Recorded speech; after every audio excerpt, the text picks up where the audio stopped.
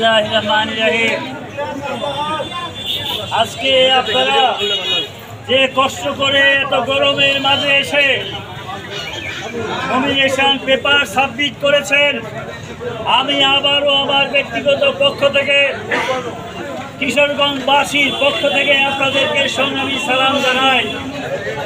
আজকে আমার সবচেয়ে ভালো লাগছে, গত 17 বছরে এই হাসিনাকে প্রতিহত করার জন্য আমি যেভাবে আন্দোলন সংগ্রাম করেছি, এই আন্দোলনের মধ্যে আপনারা আমাকে সম্পৃক্ত করে এই আন্দোলনের সমাপ্তি টেনেছেন। এই জন্য আমি আমার ব্যক্তিগত পক্ষ থেকে আবারও ধন্যবাদ জানাই।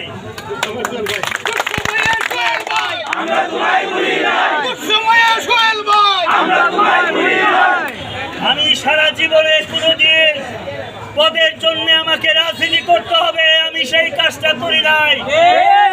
আমার জীবনে পদ গত 40 বছরে মাত্র 3 বছর ছিল, আর বাকি সময় আমি পদ ছাড়াই রাজনীতি করেছি। আমার কাছে মনে হয়েছে পদ ছাড়া রাজনীতি করলে নেতৃত্বের কাছাকাছি থাকা যায়, কিন্তু আপনি পদ যদি না থাকে তারপরে দলকে আপনি শৃঙ্খলার মধ্যে আনতে পারেন না, উচ্ছৃঙ্খল হয়ে যায়, দল সঠিক পথে পরিচালিত করা যায় না। তাই আমি মনে করি এই দলকে সুসংহত করার জন্য অতীতে যারা দল চালিয়েছেন তারা ব্যর্থ হয়েছেন, সেই কথা আমি বলবো না। তারা চেষ্টা করেছেন। আমাদের অগ্রজ নেতা ছিলেন আমির উদ্দিন আহমেদ সাহেব, তার নেতৃত্বেই দল পরিচালিত হয়েছিল, দল ভালো থেকেছে। তারপরে অধ্যক্ষ হাবিবুর রহমান ভুইয়া দল চালিয়েছেন, দল ভালো ছিল। তারপরে দল চালিয়েছেন মেজর আক্তার, দল ভালো ছিল। তারপরে দল চালিয়েছেন অ্যাডভোকেট ফজলুর রহমান, দল ভালো ছিল। তারপরে চালিয়েছেন শরীফুল আলম, দল ভালো ছিল। আমি তাদের উত্তরাধিকার হিসাবে আমি দাবি করতে চাই, আমাদেরও বয়স হয়েছে, এখন এই দলকে নেতৃত্ব দেওয়ার সঠিক সময় আমাদেরই এসেছে বলে আমি আজকে আপনাদেরকে নিয়ে নমিনেশন পেপার জমা দিয়েছি। সেক্রেটারি পদে কাকে চাই? জুয়েল ভাই। সেক্রেটারি পদে কাকে চাই? জুয়েল ভাই তুমি এগিয়ে চলো, আমরা আছি তোমার সাথে। জুয়েল ভাই তুমি এগিয়ে চলো, আমরা আছি তোমার সাথে। আজকে আমার সবচেয়ে বড় দিনের মধ্যে একটা দিন, আমি যে 17 বছর আন্দোলন করেছি, আজকে মানুষের কাছ থেকে আমি যে ভালোবাসা পাচ্ছি, যে স্নেহ পাচ্ছি, যে শ্রদ্ধা পাচ্ছি, আমার কাছে মনে হয়েছে একজন রাজনীতিবিদ সততার সাথে রাজনীতি করলে তার পাওনা এটাই হওয়া উচিত। আর যারা রাজনীতি করতে যে সঠিকভাবে রাজনীতি করতে পারেন নাই, মন তো একটু খারাপ হবেই রে ভাই। সেদিন আমাকে বলেছেন যে মিছিলে এত না গেলে কি হয়, আরে হাসিনারে কি এত তাড়াতাড়ি বিদায় করা যাবে না? কত কথা আমাকে বলেছেন। আমি বলেছি আমি শহীদ জিয়াউর রহমানের আদর্শের সন্তান, আমি সেটা লালন করে বড় হয়েছি। আমি জীবনে কোনোদিন জিয়াউর রহমানের আদর্শ থেকে বিচ্যুত হতে পারি না। আমি বেগম খালেদা জিয়ার মতো একটা মানুষ, যে মানুষ 80 বছর বয়সেও 6 বছর কারাগারে থেকে গণতন্ত্রের আন্দোলন করে মানুষের মুক্তির সংগ্রাম করেছে। আমি সেই মহিলাকে ছেড়ে ঘরে থাকতে পারি না। আমি পারি না যেই মানুষটা 17 বছর যাবৎ লন্ডনে বসে বসে বাংলাদেশের 16 কোটি মানুষের মুক্তির জন্য সংগ্রাম করে যাচ্ছেন, তারেক রহমানকে বাংলাদেশে ফিরে না এনে আমি ঘরে যেতে পারি না। আমি এই জন্যে কোনোদিন আপোষ করি নাই। আপোষ না করতে যে আমি মাসের পর মাস, দিনের পর দিন কত জেলখানায় খেটেছি তা বলে শেষ করা যাবে না। আমি কত মামলার মুখোমুখি হয়েছি, আমি কত রিমান্ডের মুখোমুখি হয়েছি, আমার জীবন মৃত্যুর সম্মুখে আমি দাঁড়িয়েছি। আমি জেল খেটেছি বছরের পর বছর, আমি কোনোদিন মাথা নত করি নাই। আমাকে তারপরে তারা ভেবেছিল যে খালেদ সাইফুল্লাহ সোহেলকে যদি ঠিক করতে হয় তাহলে তাকে সাজা দিতে হবে। তারা আমাকে জেলে ঢুকিয়ে প্রথম সাজা দিল 3 বছর 3.5 বছর। অ্যাডভোকেট আসাদ আমাকে সান্ত্বনা দিয়ে বলে যে এই 3 বছর পরেই আপনি বেরিয়ে যাবেন। আমি তো জানি উকিল সাহেবরা তার মক্কেলদেরকে কিভাবে সান্ত্বনা দেয়। আমি মনে মনে ভাবছি এই 3 বছর মনে হয় আমার শেষ হবে না, 3-এর পরে আরো 3 আসবে, আরো 3 আসবে, বছর পর বছর আমি কারাগারে থাকবো, তারপরেও হাসিনার সাথে আপোষ হবে না। আমি সেই 3 বছরের জেলখানাতে ঢুকে আমি 6 বছর 7 বছর পরে আমি কারাগার থেকে মুক্ত হয়েছি বন্ধুরা। আমি 1 বছর পরে বের হইলে 5 দিন পরে আবার জেলে যেতে হয়েছে, 2 বছর পরে বের হইলে আবার 3 দিন পরে জেলে গেছি। শেষবারের মতো নির্বাচনে আমাকে পুলিশ গ্রেফতার করতে পারে নাই। আমার নেতা তারেক রহমান বলেছেন যে কোনো অবস্থাতেই গ্রেফতার হওয়া যাবে না। আমাকে শেষে আগের কুখ্যাত এসপি শেখ রাসেল আমাকে ঘেরাও করে যখন ধরে ফেলেছিল, আমি ধান ক্ষেত দিয়ে গোলিং করতে করতে 700 গজ দূরে গিয়েছি, তারপরে পুলিশের হাত থেকে বেঁচেছি, তারপরেও আমি অ্যারেস্ট হই নাই। এই জন্যে যে হাসিনা মুক্ত বাংলাদেশ আমি চাই। আমি সেই আন্দোলন করতে যে সেই কারাগার থেকে বছরের পর বছর পরে আমি বের হয়েছি।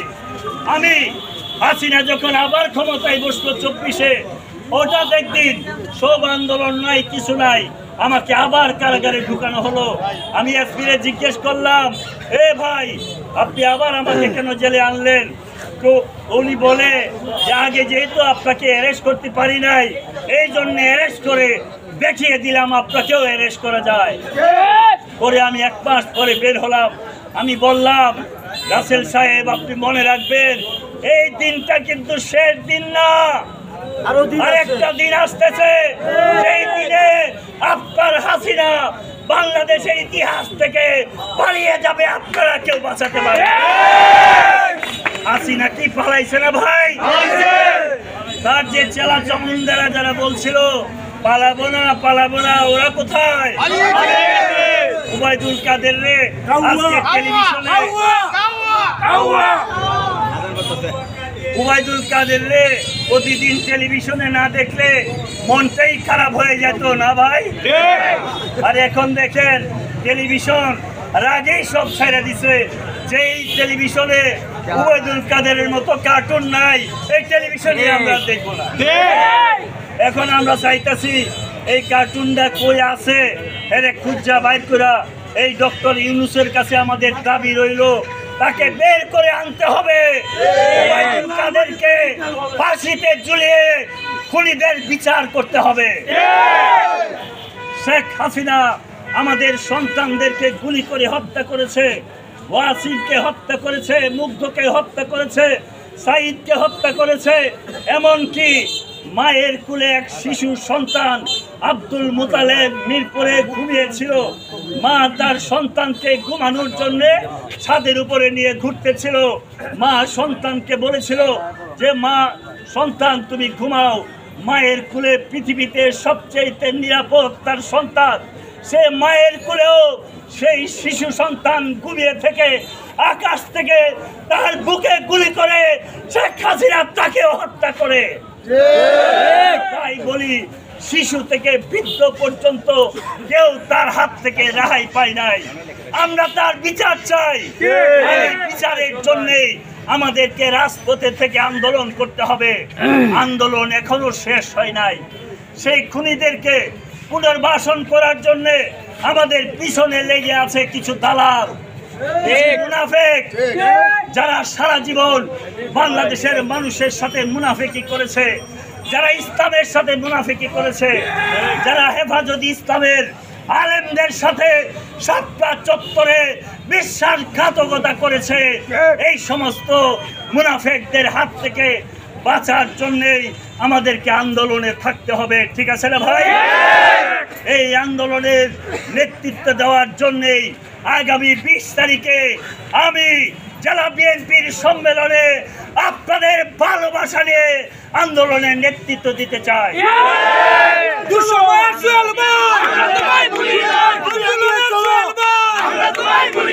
সেক্রেটারি কাকে চাই? সেক্রেটারি কাকে চাই? আমি 20 তারিখে আপনাদের সকলকে অনুরোধ করব, দলমত আদর্শের জিয়াউর রহমানের সৈনিকরা সকলেই সেই সম্মেলনে উপস্থিত থাকবেন।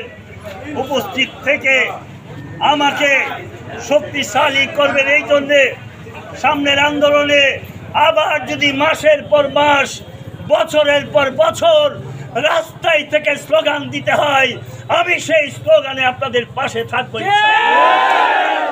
আমি কোনোদিন মিছিল করার সময় ওসিকে বলি নাই যে আমি এই রাস্তায় যাব, আমাকে অ্যারেস্ট করেন না, এই কথা বলে আন্দোলনে যাই নাই। আমি কোনোদিন রাস্তায় অ্যারেস্ট হইলে আমি বলি নাই হাবিব সাহেব আমি তো আপনার কাছের লোক, আমাকে ছেড়ে দেন। আমি কোনোদিন এই কাজটা করি নাই। এই মামলা হয়েছে, এই মামলা থেকে আমাকে চার্জশিট থেকে বাদ দেন, আমি কি বলেছি ভাই? অথচ আমি যুগ্ম সাধারণ সম্পাদক হিসাবে শতাধিক মামলার আসামি হয়েছি। অথচ আমার উপরে যারা ছিলেন, যারা সেক্রেটারি সহ সভাপতি যারা ছিলেন, আমরা সবাই মিলে যদি 100 মামলা খেতাম তাহলে কি হাসিনা এতদিন থাকতো? সুতরাং আমার কাছে মনে হয়েছে আমাদের দায়িত্বে অবহেলা ছিল, আমাদের দায়িত্বে মুনাফিকি ছিল, দায়িত্বে আপুষ্কামিতা ছিল। এই জন্যেই সঠিক সময়ে আমরা সাকসেসফুল হতে পারি না। আমরা মনে করেছি কবির ভাষায়, আমরা যদি না জাগি মা কেমনে সকাল হবে। আমরা যদি আগামীকালকে সকালে কেউ ঘুম থেকে না উঠি তাহলে কি সকাল হবে? ঘুম থেকে উঠতে হবে, আমাদেরই ঘুম থেকে উঠতে হবে। আমার কাছে মনে হয়েছে আমি শেখ হাসিনার বিরুদ্ধে প্রথম ব্যক্তি। আমি ঘুম থেকে জেগে বলেছি এক দফা এক দাবি, হাসিনা এবং হাসিনা গিয়েছে। তারেক রহমানের আশা আমরা পূরণ করেছি। তারেক রহমানকে দেশে এনে একটা সুন্দর বাংলাদেশ আমরা করব। সেই প্রত্যাশায় আগামী 20 তারিখে আপনারা সবাই সম্মেলনে অংশগ্রহণ করবেন। আর আগামীকালকে বিকালবেলায় আবার ঠিক আসর থেকে মাগরিবের মধ্যে আমরা এই নমিনেশন পেপার জমা দেব। আপনারা যেভাবে আজকে আসছেন 20 তারিখ পর্যন্ত সবাই সজাগ থাকবেন। ডাক দেওয়া মাত্রই সবাই চলে আসবেন। আবার আগামীকালকে দেখা হবে। ঠিক আছে ভাই? সবাইকে ধন্যবাদ। যে জায়গা